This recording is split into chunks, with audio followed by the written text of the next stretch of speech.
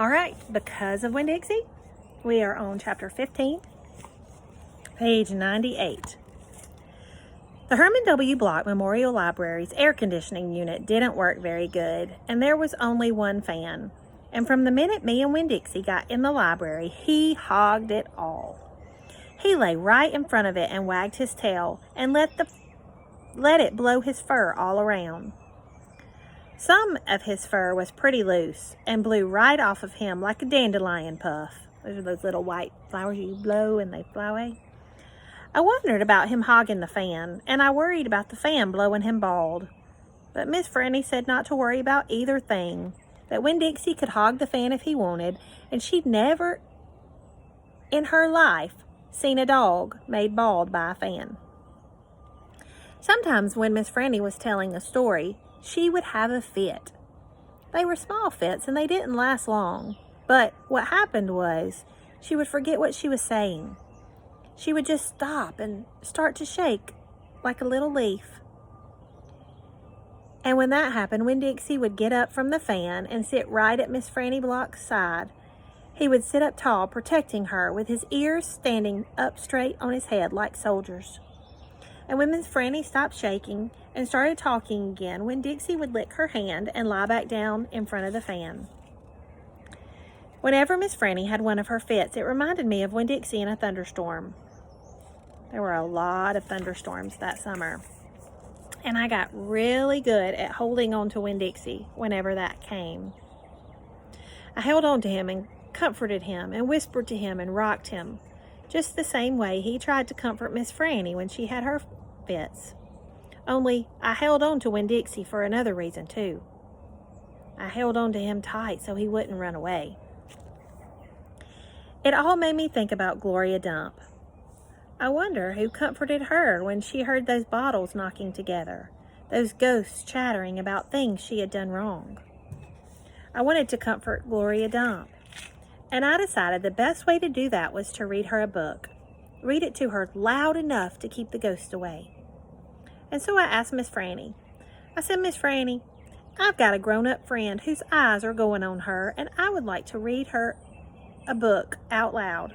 Do you have any suggestions?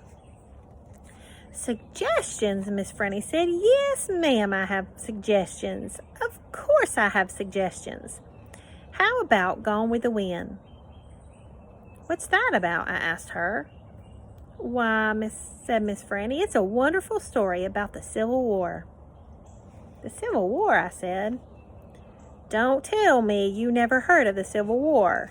Miss Franny looked like she was going to faint. She waved her hands in front of her face. I know about the Civil War, I told her.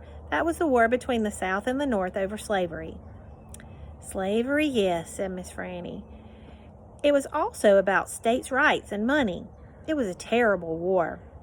My great-grandfather fought in that war. He was just a boy. Your great-grandfather? Yes, ma'am. Litmus W. Block. Now, there's a story. Winn-Dixie yawned real big and lay down on his side with a thump and a sigh. I swear he knew that phrase. Now, there's a story. And he knew it meant we weren't going anywhere real soon. Go ahead and tell it to me, Miss Franny, I said. And I sat down cross-legged next to Winn-Dixie.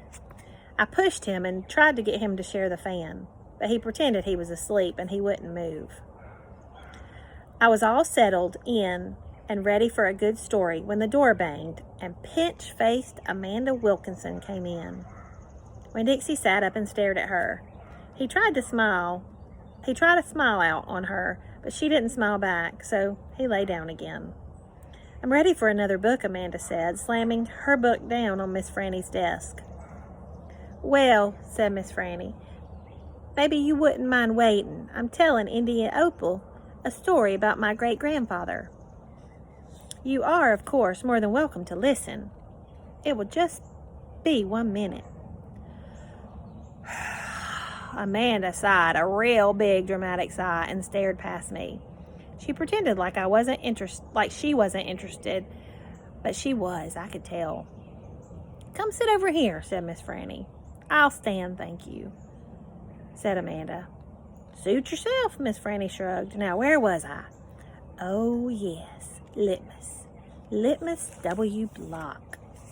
Chapter 16. Litmus W. Block was just a boy when the firing on Fort Sumter occurred, Miss Franny Block said as she started in on her story. Fort Sumter, I said.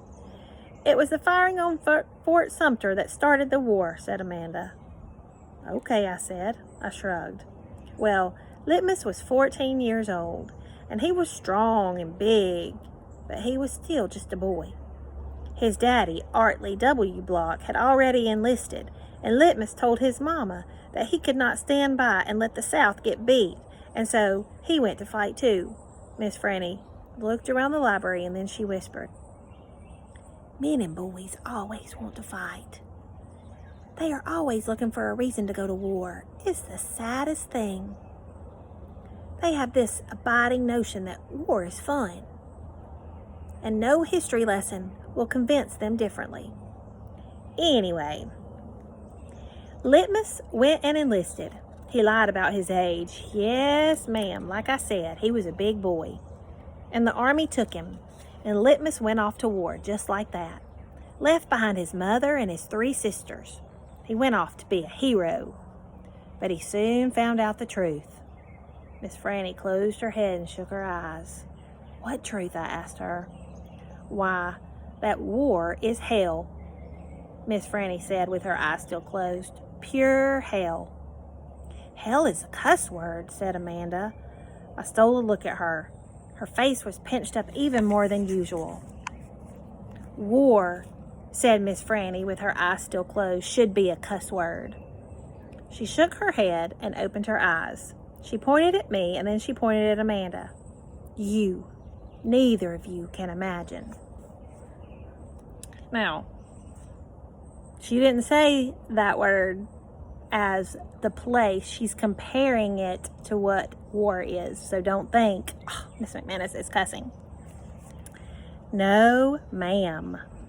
Amanda and me said exactly the same time.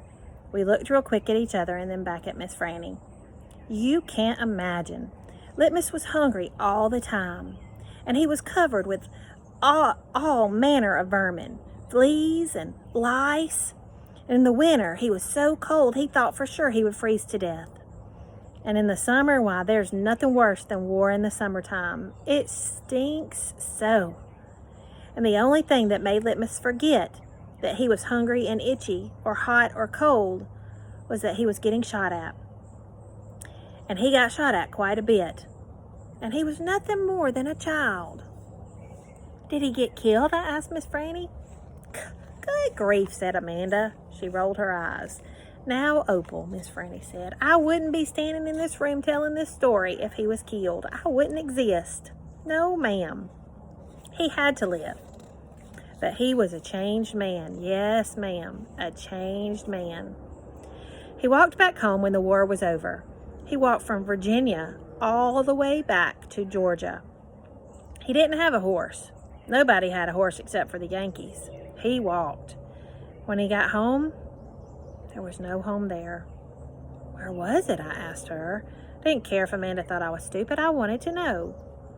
Why, Miss Franny shouted so loud that when Dixie and Amanda and me all jumped, the Yankees burned it!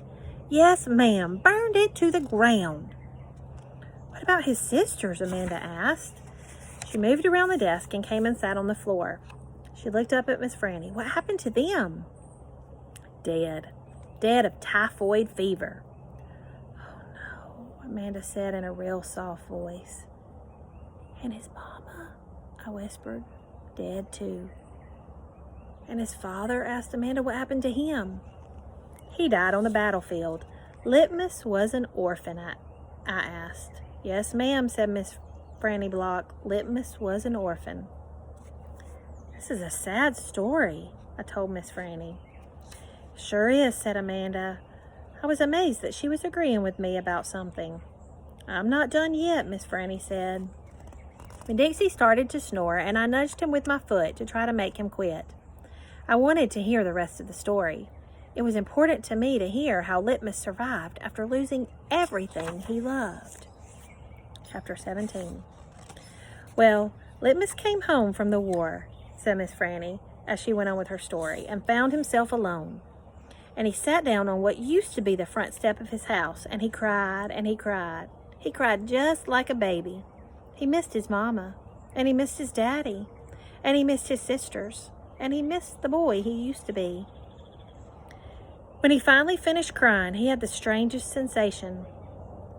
He felt like he wanted something sweet. He wanted a piece of candy. He hadn't had a piece of candy in years. And it was right then that he made a decision. Yes, ma'am, Litmus W. Block figured the world was a sorry affair. And it had enough ugly things in it. And what he was going to do was concentrate on putting something sweet in it. He got up and started walking. He walked all the way to Florida. And the whole time he was walking, he was planning. Planning what? I asked. Why, planning the candy factory. Did he build it? I asked. Of course he did. It's standing out on Fairville Road. That old building? Said Amanda. That big spooky one? It is not spooky, said Miss Franny. It was the birthplace of my family fortune. It was there that my great-grandfather manufactured the Litmus lozenge, a candy that was famous the world over. I've never heard of it, said Amanda. Me either, I said. Well, said Miss Franny, they aren't made anymore. The world, it seemed, lost its appetite for Litmus lozenges. But I still happen to have a few. She opened the top drawer of her desk. It was full of candy. She opened the drawer below it. It was full of candy, too. Miss Franny Block's whole desk was full of candy. Would you care for a Litmus lozenge? She asked me and Amanda. Yes, please, said Amanda. Sure, I said. Can we Dixie have one, too? I've never known a dog that cared for hard candy, said Miss Franny, but he is welcome to try one. Miss Franny gave Amanda one Litmus lozenge, and me two. I unwrapped one and held it out to Winn Dixie. He sat up, sniffed it, and wagged his tail, and took the candy from between my fingers real gentle. He tried to chew on it, and when that didn't work, he just swallowed the whole thing in one big gulp. Then he wagged his tail at me and lay back down. I ate my Litmus lozenge slow. It tasted good. It tasted like root beer and strawberry and something else I didn't have a name for. Something that made me feel kind of sad. I looked over at Amanda.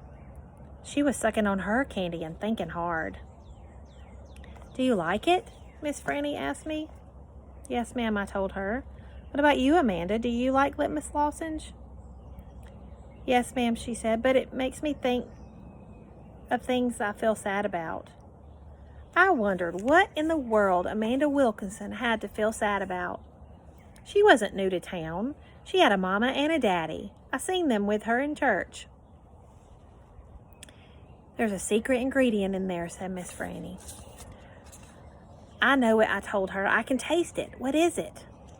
Sorrow, Miss Franny said. Not everybody can taste it.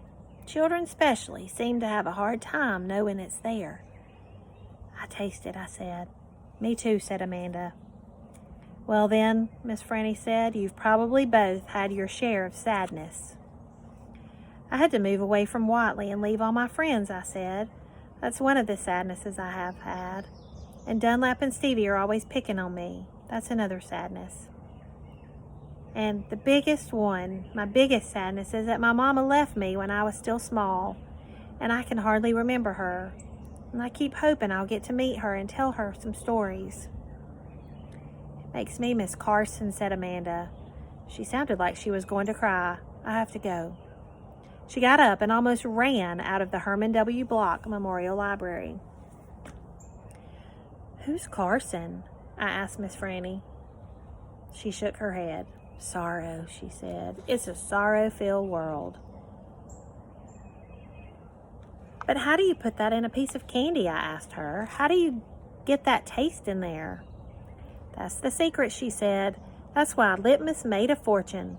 He manufactured a piece of candy that tasted sweet and sad at the same time.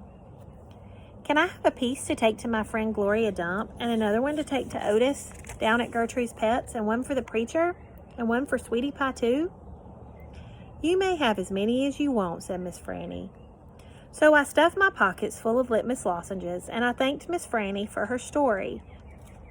And I checked out Gone with the Wind, which was a very big book.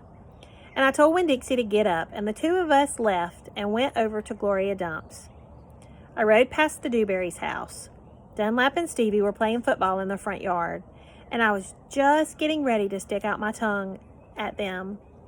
But then I thought about what Miss Franny said about war being hell, and I thought about what Gloria Dump said about not judging them too hard.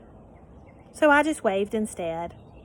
They stood and stared at me, but when I was almost all the way down, way past, I saw Dunlap put his hand up in the air and wave back. "Hey," he hollered, "hey, Opal."